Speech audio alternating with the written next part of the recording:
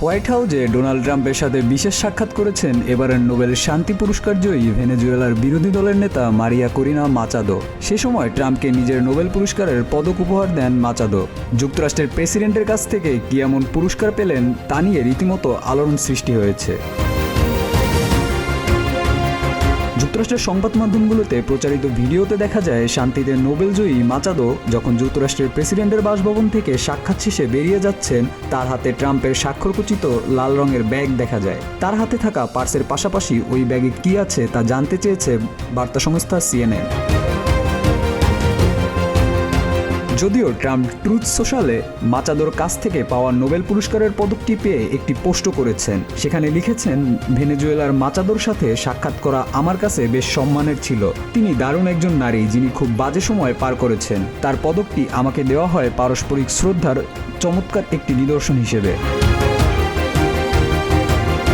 তবে নরওয়ের নোবেল ইনস্টিটিউটের ভাষ্যে নোবেল পুরস্কার হস্তান্তর, ভাগ বা প্রত্যাহার করা যায় না। সেক্ষেত্রে সম্মানটি মাচাদোরই থাকবে। যুক্তরাষ্ট্রের প্রেসিডেন্ট ডোনাল্ড ট্রাম্পের সাথে প্রথমবার সাক্ষাৎ শেষে সংবাদ সম্মেলনে মাচাদো বলেছেন, আজ ভেনেজুয়েলাবাসীর জন্য একটি ঐতিহাসিক মুহূর্ত। আমার পদকটি তাকে উপহার দেওয়া আমাদের স্বাধীনতার বিশেষ মূল্যায়ন।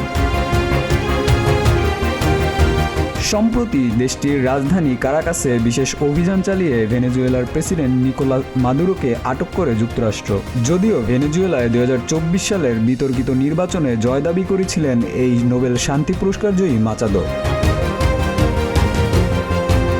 মাদুরোকে নিজ দেশ থেকে আটকের পর বিশ্বব্যাপী আলোড়ন সৃষ্টি হয়। আন্তর্জাতিক বিশ্লেষকরা ভেবেছিলেন মাচাদোর সমর্থন করবে ট্রাম্প, কিন্তু ঠিক তার উল্টো ঘটনাটি ঘটেছে। ট্রাম্প তাকে সমর্থনে অস্বীকৃতি জানায়। ভেনেজুয়েলার ভারপ্রাপ্ত প্রেসিডেন্ট দেলসি রদ্রিগেজকে সমর্থন জানান যুক্তরাষ্ট্র প্রেসিডেন্ট। মাচাদোর ভাষ্যেও স্বল্পমেয়াদে দেশ পরিচালনার জন্য প্রয়োজনীয় সমর্থন মাচাদোর নেই। তবে তিনি ভেনেজুয়েলার সরকারের বিভিন্ন পক্ষের সঙ্গে রয়েছেন প্রভাব বিস্তারের প্রতিযোগিতায়। দেশটির ভবিষ্যৎ শাসন ব্যবস্থায় ভূমিকা নিশ্চিত করতেই চলছে এই প্রতিযোগিতা।